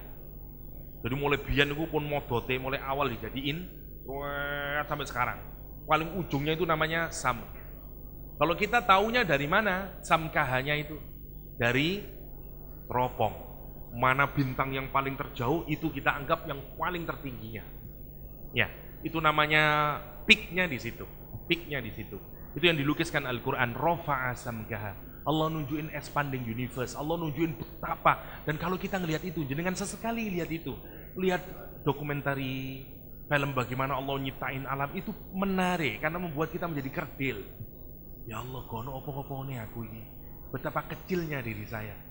Dan itu membuat kita tidak gumede seperti siapa? Firaun. Seperti Firaun. Allah menyatakan rafa'a samkaha fasawwaha. Meskipun besarin gini, tapi semuanya di level oleh Allah. Dibuat balance oleh Allah. Semua ada tempatnya, tidak tabrakan satu sama lain, subhanallah. Kalau jenengan lihat kosmologi, lihat bagaimana universe itu, insya Allah, itu membuat kita menjadi ya Allah, betapa kecilnya diri saya ini. Sehingga mudah untuk mentaati Allah Subhanahu wa ta'ala. Itu yang disebut dengan rafa'a samkaha fasawwaha wa aghtasa lailaha wa akhraja duhaha. Semoga bisa selesai ya, kita agak cepat aja. Aghtasa lailaha wa akhraja duhaha. Yang kata Allah malamnya itu bisa dibikin gelap oleh Allah. Ya, aghtasa lailaha wa akhraja duhaha, kata Allah. Dan dia yang menjadikan malamnya itu menjadi gelap. Aghtas, ya, aghtasa wa akhraja duhaha. Dan begitu juga masa duhanya, siangnya menjadi terang, benderang. Allah SWT punya kemampuan untuk itu. Bagaimana menjadikan siang menjadi malam, malam menjadi siang. Subhanallah. Pikirkan itu. Untuk itu saja membuat kalau kita masih tidak tunduk kepada Allah, kebangetan. Pikirkan bagaimana siang berubah ke malam, malam berubah ke siang. Kan itu bagian dari kekuasaannya Allah Subhanahu wa taala. Wal arda ba'da dzalika dahaha. Bumi yang bulat itu kemudian Allah bikin dahaha. Ya. Wal arda ba'da dzalik, dan bumi sesudah itu dihamparkannya. Dahaha. Dibikin lapang. Ya kemanapun kita berjalan, tidak seperti kita sedang berjalan di sebuah sesuatu yang bulat, seperti sesuatu yang datar, sehingga orang bingung apakah bumi bulat ataukah bumi datar misalnya. Padahal memang Allah yang membuat datar, meskipun pada kenyataannya bulat. Subhanallah. Kenapa? Untuk memudahkan kita. Itu yang disebut Al-Quran. Wa aghtasa lailaha wa akhraja duhaha wal arda ba'da dzalika dahaha akhraja minha ma'aha wa mar'aha. Ya, Allah sekarang makin lembut. Setelah menunjukkan kekuasaannya, Allah mulai tunjukin, tak bikin siang dan malam. Mbok renungin itu. Untuk siapa aku bikin? Untukmu, wahai manusia. Ya. Wal arda ba'da dzalika dahaha. Aku lampahkan, aku datarkan dunia ini untuk siapa? Untuk kita.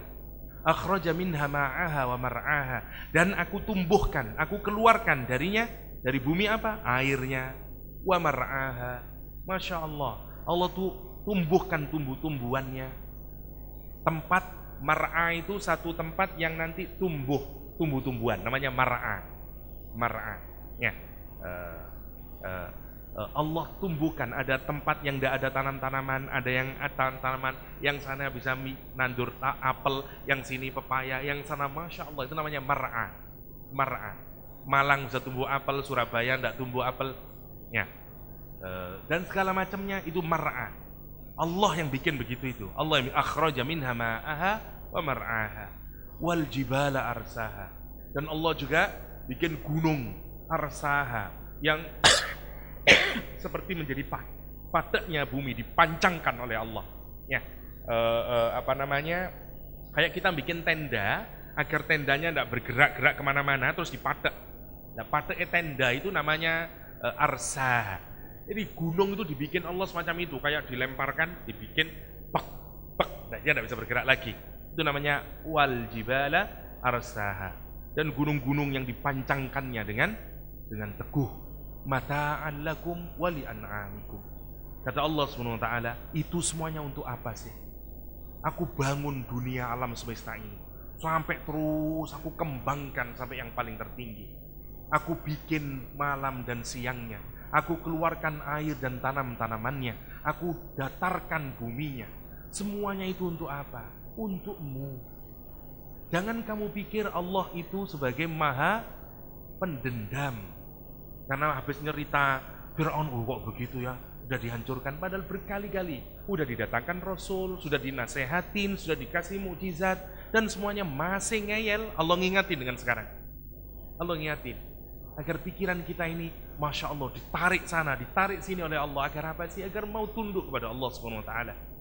Mata'an lakum wa li an'amikum. Semua itu untuk digunakan untuk kita, untuk kesenangan kita. Dan untuk kesenangan siapa?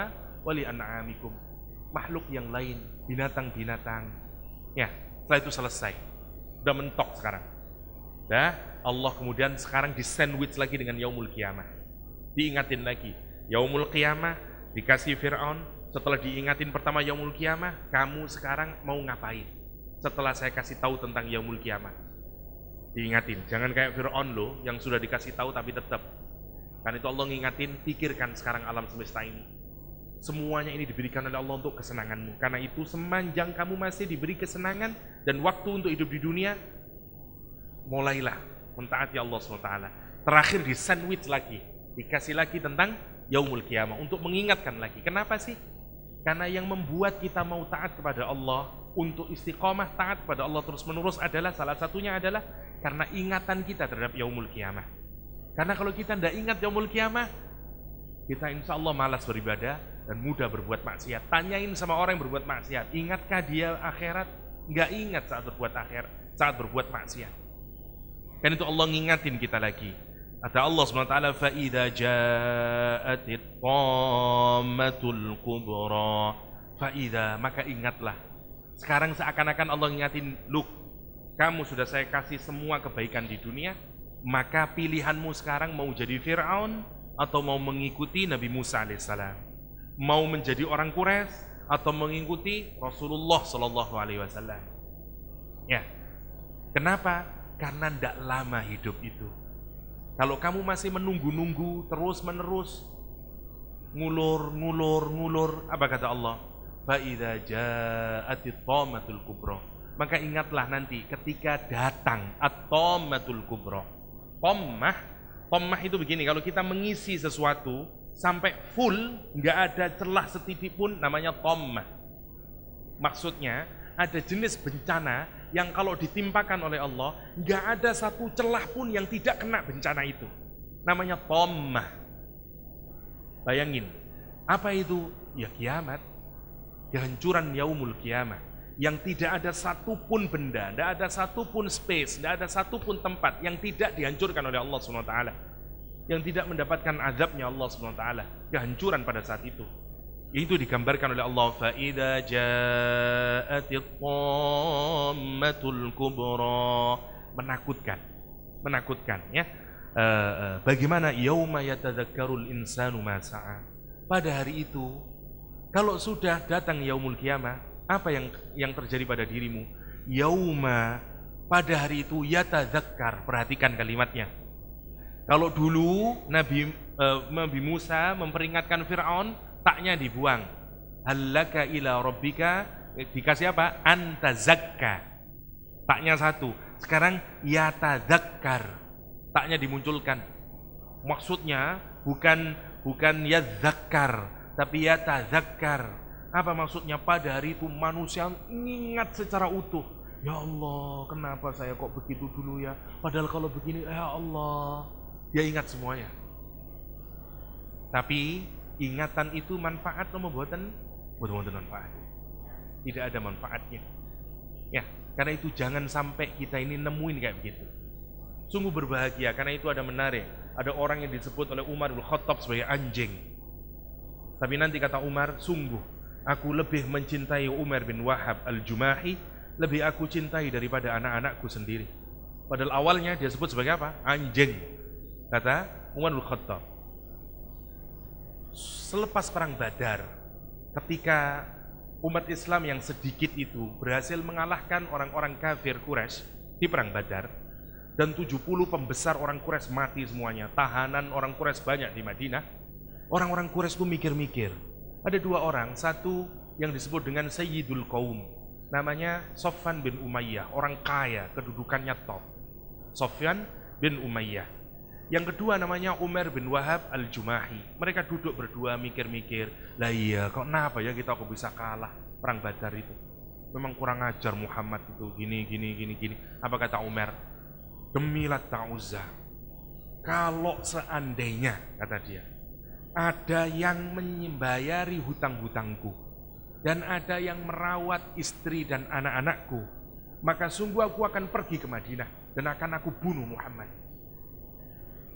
Karena ini sahabat yang klop bener, ya. Apa katanya Umayyah? Kalau begitu maumu, oke, aku akan bayar hutang-hutangmu. Urusan anak dan istrimu is oke, aku yang taking care. You pergi saja ke Madinah. Berangkat Umar bin Wahab al-Jumahi ke sana. Turun dari kudanya, dia langsung menuju Masjid Nabawi, dia hunus pedangnya, dia seret pedangnya mau membunuh Rasulullah SAW. Umar melihat dan dia bilang, anjing, mau kemana kamu? Sungguh aku tidak tahu kecuali apa yang kau lakukan adalah keburukan. Umar langsung ngasih tahu Nabi Muhammad SAW, kata Nabi Muhammad, biarkan Muhammad. Ya, begitu di depan Nabi Muhammad, digertak oleh Nabi Muhammad. Kadang-kadang ada orang yang sok gagah, tapi begitu kita gertak, melempem dia. Sama dengan Umar bin Wahab, gagah dia hunus pedangnya, digertak oleh Nabi Muhammad. Apa mau? Dia bilang, enggak, saya cuma mau melihat anak saya yang jadi tawanan. Tidak mau dia. Ya, padahal niat awalnya mau ngapain? Bunuh. Kata Nabi Muhammad, bohong kamu. Karena aku tahu, bukankah kamu telah duduk berdua dengan Sofyan bin Umayyah, dan kamu bilang kepada Sofyan bin Umayyah, kalau hutangmu dilunasi, kalau anak-anak dan istrimu dijaga, maka kamu akan pergi ke Madinah untuk membunuhku? Diam Umar bin Wahab. Dan kata Umar bin Wahab, kata dia, nahnu kata dia, nukadzibuka kata dia, dulu kami, kunna kata dia, nukadzibuka dulu kami selalu mendustakan bi khabaris sama, dengan berita dari langit, wa ma unzila ilaik, dan apa yang diturunkan kepadamu minal wahyi, dari wahyunya Allah Subhanahu wa taala kata dia. Tetapi sekarang kata dia, khabari, ceritaku ini dengan Safwan bin Umayyah kata dia, laisa ahad lam ya'lam ahad kata dia, tidak ada satupun orang yang tahu ya Rasulullah illa ana wa Safwan bin Umayyah, nggak ada yang tahu kecuali aku dengan Umayyah. Kenapa? Karena dirahasiakan. Habis ngomong-ngomongan bilang Umar bin Khattab, uktum hadithana, jaga, jangan dibocorin cerita ini kecuali untuk kita berdua saja. Oke, tenang, biar ndak kemana-mana beritanya. Jadi memang dibikin keep rahasia ini. Karena itu begitu dia Rasul ngomong begitu, kata dia, asyhadu an la ilaha illallah wa asyhadu anna Muhammadar Rasulullah. Masya Allah, Masya Allah. Karena itu sampai Umar menyatakan nanti orang ini saleh, ya, dia datangin nanti Umayyah, Safwan bin Umayyah ini, dan diajak dia untuk masuk Islam. Umar sampai menyatakan dulu disebut sebagai anjing oleh Umar bin Khattab, tapi kata dia setelah masuk iman dia lebih dicintai dari anak-anakku, kata dia. Masya Allah, masih untung karena dia menerima nopo hidayah, bukan ayatul kubro, cuman sekedar berita saja ngoten pun iman. Fir'aun kurang nopo, tidak hanya berita tok, ini dikasih, semua dikasih, tapi tetap fakadzdzaba wa 'asa, tsumma adbara yas'a, fahasyara fanada. Bahkan malah bilang, waqala ana rabbukumul a'la. Karena itu pantas dia, fa akhadahu Allahu nakalal akhirati wal ula. Masya Allah. Karena itu Allah disuruh mengajak kita, dipukul kita. Memangnya siapa kamu? Memang kamu lebih kuat dari Fir'aun? Katakanlah kalau memang kamu lebih kuat dari Fir'aun, mana yang lebih kuat? Langit apa kamu? Masya Allah ya. Itu kalau kita baca renungin malam-malam, nangis hati kita. Kalau masih terus tidak taat pada Allah, baca ayat itu. Ya, antum asyaddu khalqan amis sama. Renungin ayat itu.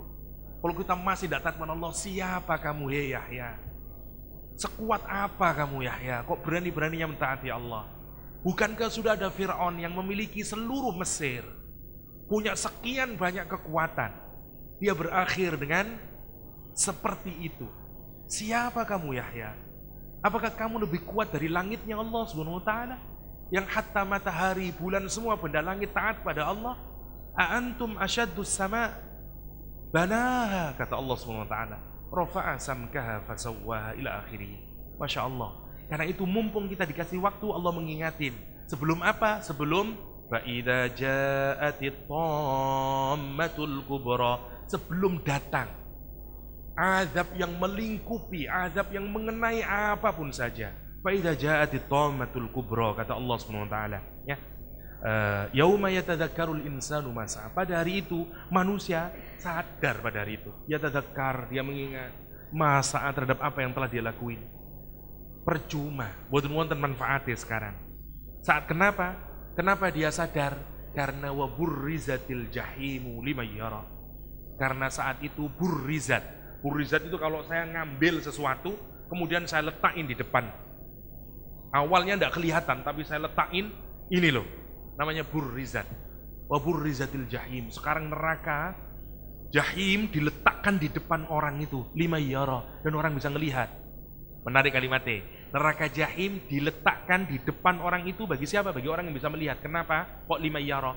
Karena jahim sebagaimana dulu kita bahas adalah tatapan mata harimau yang siap menangkap mangsanya. Gini. Neraka digambarkan menatap orang itu. Orang itu melihat neraka tapi nerakanya siap menerkam dia. Bayangin betapa ketakutannya. Wa burrizatil jahimu liman yara. Dan Allah memutus. Itu kalau kita baca dalam hati, gelek ngoten niku teng hati. Ya, setelah wa burrizatil jahimu liman yara, Allah sekarang memutuskan mengajarkan kita kepada dua pilihan. Sekarang kamu pilih, kata Allah. Fa amma man tagha. Siapa yang terus-menerus tagha kayak Fir'aun, wa atharul hayatad dunya, dan dia lebih mengutamakan dunia ini sehingga dia tidak ingat sama akhirat, fa innal jahima hiyal ma'wa. maka jahim itulah tempat dia mencari keamanan. Ma'wa itu kalau kita mendapatkan ada kehancuran, ada ketakutan, terus kita mencari tempat yang membuat kita aman, seeking refuge, namanya ma'wa, al-iwa, kalau kita mau mencari tempat yang aman. Kata Allah, kamu mau mencari keamanan dari jahim? Oke, ma'wa itu. Apa ma'wanya? Jahim, api yang jilat-jilat. Ya, Masya Allah. فَأَمَّا مَنْ طَغَى وَآثَرَ الْحَيَاةَ الدُّنْيَا فَإِنَّ الْجَحِيمَ هِيَ الْمَأْوَى. Akan tetapi kalau kita milih jalan yang kedua, وَأَمَّا مَنْ خَافَ مَقَامَ رَبِّهِ وَنَهَى النَّفْسَ عَنِ الْهَوَى. Kata Allah, akan tetapi orang yang takut maqama rabbih. Maqam maknanya dua, bisa makan, bisa zaman. Orang yang takut saat tempatnya dia berdiri nanti di hadapan Allah SWT, karena dia sadar hidup tidak selamanya di dunia. Saya akan mati dan saya akan dibangkitkan, saya akan berdiri di hadapan Allah SWT. Yang pertama, tempatnya. Yang kedua, waktunya. Saya hidup tidak lama, ada saat, ada waktu di mana saya harus berdiri di hadapan Allah. Namanya maqam. Karena maqam merujuk ke zaman, merujuk ke makan, merujuk ke waktunya, merujuk ke tempatnya. Dan orang itu takut merenungin itu. Ya Allah, bagaimana nanti saya bertemu denganmu? Bagaimana saya nanti akan berhadapan denganmu? Ya, dan dia takut itu, wanahan nafsa, dan dia menahan dirinya dari apa? Anil hawa. Seakan-akan kita ini awalnya bersih. Kita ini tidak senang dengan maksiat. Karena itu lihat kalimatnya. Hawa itu bukan milik kita seakan-akan. Kamu menahan dirimu, kamu mencegah dirimu dari apa? Dari hawa nafsunya, dari perbuatan jeleknya. Jadi ditahan. Karena semua manusia sesungguhnya bisa berpotensi menjadi orang yang saleh. Wa nahan nafsa 'anil hawa fa innal jannata hiyal ma'wa. Untuk orang yang kayak begini, kemana dia kembali? Ke surganya Allah Subhanahu wa ta'ala. Yas'alunaka 'anis sa'ati ayyana mursaha. Orang-orang kemudian bertanya kepada orang-orang kafir, masih bertanya kepada Muhammad, ngolok-ngolok lagi, ayyana mursaha. Oke Muhammad, kalau memang semuanya ini akan berakhir, memangnya kapan? Mursaha, kayak tadi tenda yang dipatok lek, namanya mursaha. Sudah kepastiannya. Dia bilang, memang kalau memang ini benar-benar terjadi yaumul qiyamah, nanti kita akan dibangkitkan, memangnya kapan terjadinya? Ayyana mursaha. Allah menyatakan, fima anta min dzikroha. Enggak usah dijawab Muhammad untuk orang kayak begitu. Dan kamu memang tidak punya kapasitas untuk menjawabnya. Fima anta min dzikroha. Ila rabbika muntahaha. Yang punya pengetahuan yang paling lengkap, yang final, namanya muntaha, hanyalah Allah SWT. Ila rabbika, hanya kepada Rabbmu, muntahaha. Pengetahuan yang final, pengetahuan yang komplit tentang itu semuanya. Ila rabbika muntahaha. Innama anta munziru may yakhshaha. Sesungguhnya engkau Muhammad hanyalah munzir, hanyalah pemberi peringatan, may yakhshaha, bagi orang yang tumbuh khosyahnya, tumbuh rasa takutnya. Kenapa? Karena dia sudah mendapatkan ilmu, karena sudah mendapatkan pengetahuan, karena sudah mendapatkan ma'rifah, dia pelajari dari awal dan kemudian muncul rasa takutnya. Ka'annahum yawma yarawnaha lam yalbathu illa 'asiyatan aw duhaha. Nanti ya, orang nanti di hari kiamat, setelah dia menjalani kehidupan di hari kiamat, dia melihat kehidupan dunia itu seperti apa. Dia sekarang bandingin, ka'annahum, pada hari mereka melihat hari berbangkit itu nanti, hari kiamat itu, yauma yarawnaha, mereka merasa kehidupan di dunia itu seperti apa. Lam yalbathu, mereka melewati kehidupan dunia, mendiami kehidupan dunia itu, illa asyiyatan aw duhaha.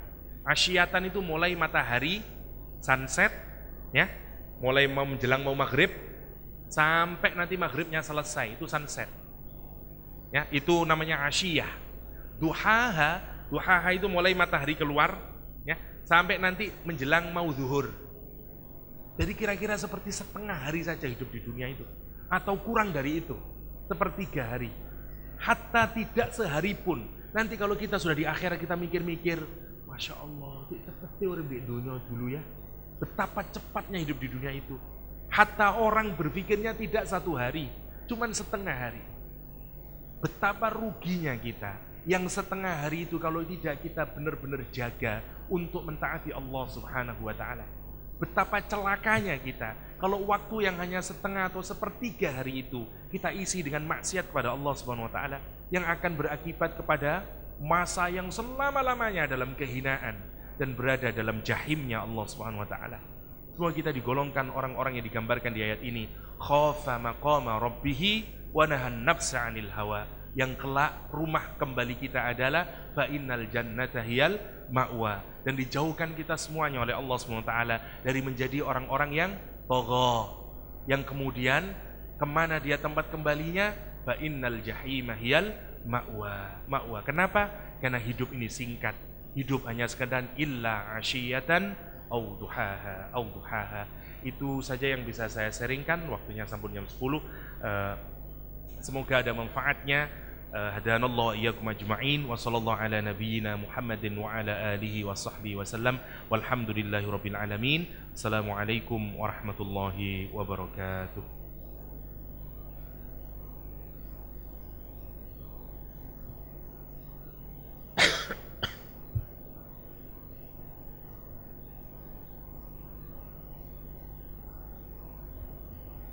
Terima kasih kepada Al-Mukarram Al-Ustadz Dr. Muhammad Yahya. Kepada para hadirin dan hadirat yang ingin bertanya, kami persilahkan.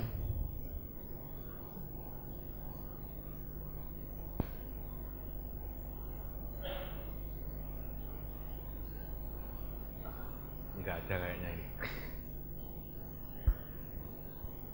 Kalau tidak ada, saya akhiri dengan satu hadis dari Rasulullah SAW. Kata Rasulullah SAW, man khafa faqad adlaja wa man adlaja balaghal manzil. Ala inna sil'atallahil ghaliyah, ala inna sil'atallahil jannah, kata Rasulullah. Man khafa, siapapun yang takut pada Allah SWT, adlaja, maka dia bergegas. Wa man adlaja, siapa yang bergegas-gegas, maka dia balaghal manzil, dia akan sampai di tempatnya. Sampeyan kalau dikejar anjing takut, larinya kenceng nopo biasa. Kata Allah SWT, ciri orang yang takut pada Allah, dia bersegera mentaati Allah. Dia tidak malas-malas, dia adlaja. Faman khafa, kata Allah, adlaja. Ya, waman adlaja, siapa yang bergegas-gegas, balaghal manzil, dia sampai ke tempatnya. Ala inna sil'atallahil ghaliyah, ketahuilah, kata Rasulullah SAW, sesungguhnya perdagangan Allah itu mahal. Kenapa kok mahal? Ala sil'atallahil jannah, karena perdagangannya Allah, balasannya nopo? Surganya Allah SWT. Kita semuanya ini sedang berdagang, kita semuanya ini sedang membeli surga itu. Dengan apa? Dengan kesungguhan kita mentaati Allah SWT, dengan sungguh-sungguh ingin berbuat yang terbaik di dunia ini untuk mencapai dan mencari ridhonya Allah Subhanahu wa ta'ala. Karena itu bersegeralah, jangan tunda lagi. Karena kalau kita menunda, kita tidak akan pernah sampai ke tujuannya. Itu saja mungkin dari saya. Terima kasih sebelumnya. Wassalamualaikum warahmatullahi wabarakatuh.